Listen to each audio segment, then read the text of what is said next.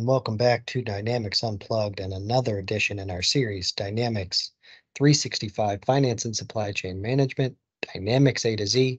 Today we're back with a great one. We got the letter S, and there are so many forms and functions and options to use with the letter S in Dynamics 365.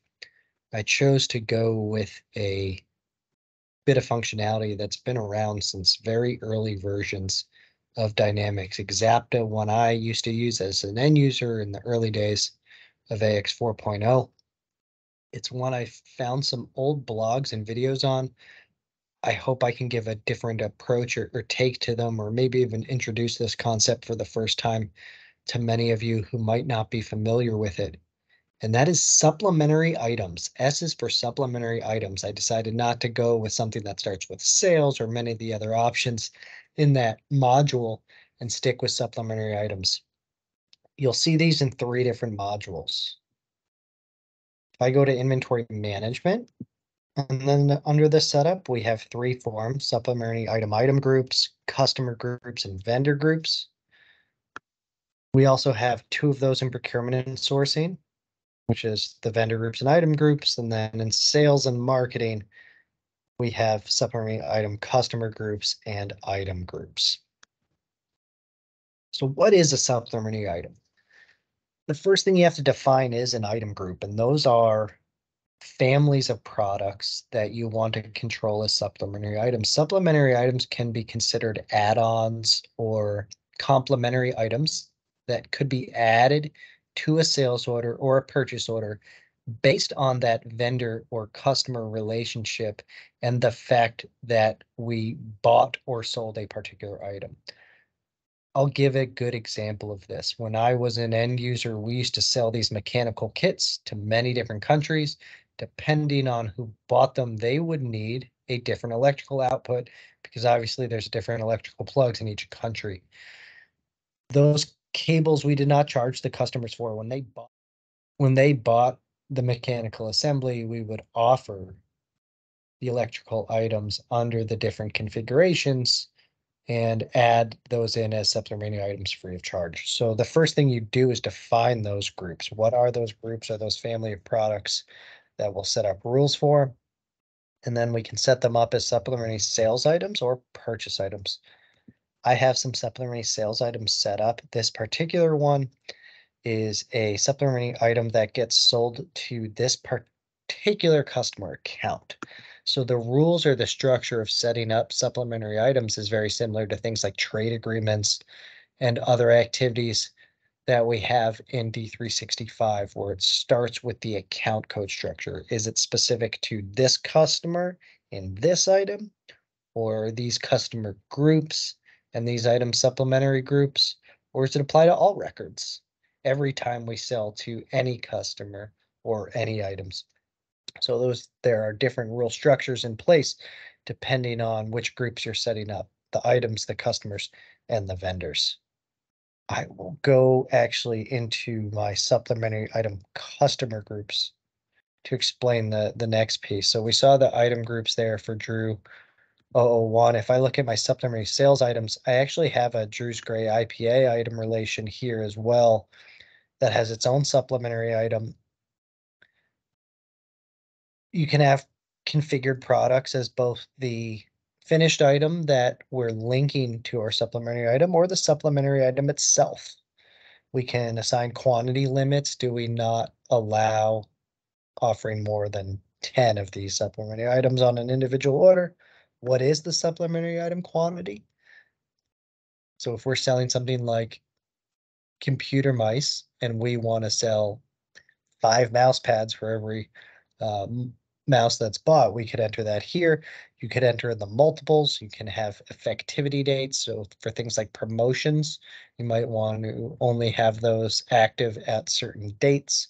You can make them free of charge. As I mentioned, that's a common use case for supplementary items are what are the free things that we can promote to customers if they buy our finished goods, or the same thing on the purchasing side. Maybe if we buy a particular item from a vendor, they offer other products to us either free of charge or just as add-ons. Are they optional? when we place a sales order and we go to calculate what supplementary items may be applicable, they can show as mandatory or optional. And do you only want them to appear once on a sales order? If I had a sales order that had 10 line items that are all the same, do I want to be proposed a supplementary item per each line, or just once if that item shows up once on the sales order?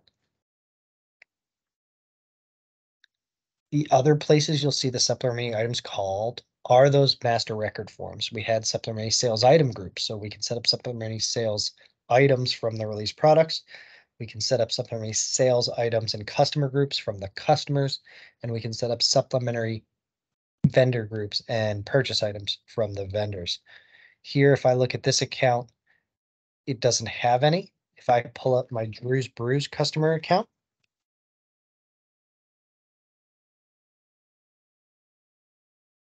we can see there are 2 supplementary items that apply to that customer ID.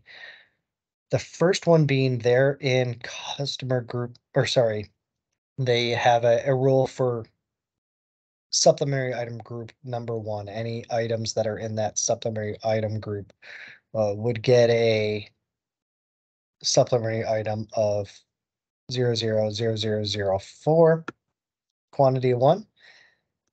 And if Drew's Brews purchases item A0001, they will get a suggested supplementary item of 000004, quantity of 2. This has a multiple quantity of 1 and a from date range of 4/1/2023. We'll go ahead and we'll create a new sales order for this customer and see this in action. I'll add in the item, which we know has a rule for a supplementary item, and I'm going to put in 100 pieces and save.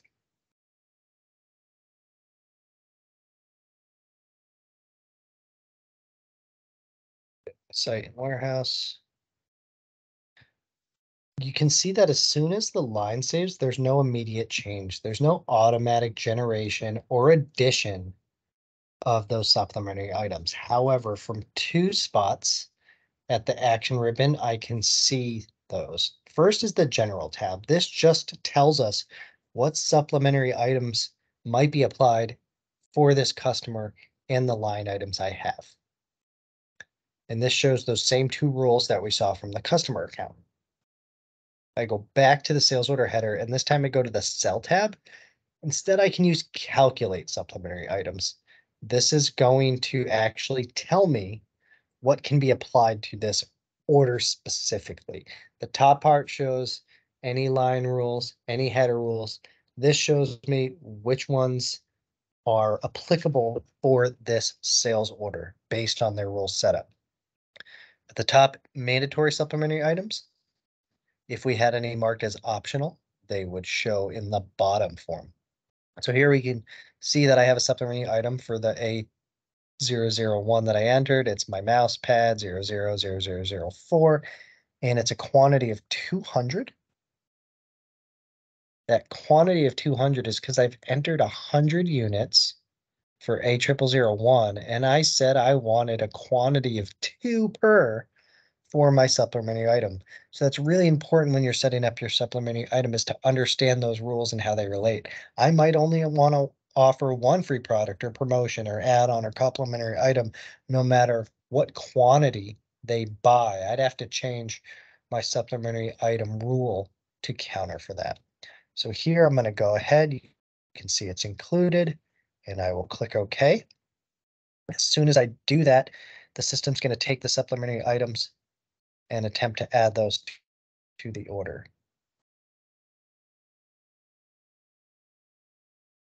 It looks like the supplementary item I chose happens to be on hold, so it's preventing it from adding to the sales order, which is a fun wrinkle to today's demo. So let's go ahead and remove that. We'll now calculate our supplementary items. On the top part, we can see the mandatory supplementary items that apply to my lines. if in any of the rules we had marked those as optional and those apply to the sales order, they would show in the bottom portion of the form.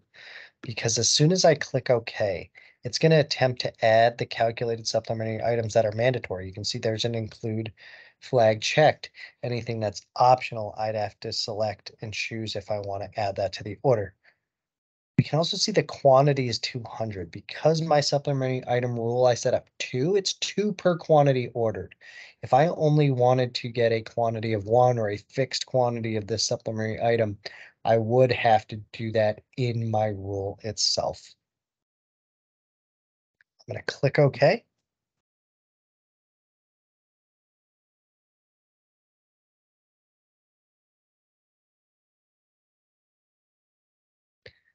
And you can see it's now added the mouse pad, 200 units, as a second line to my sales order. If it was listed as free of charge, it would not come over with a unit price.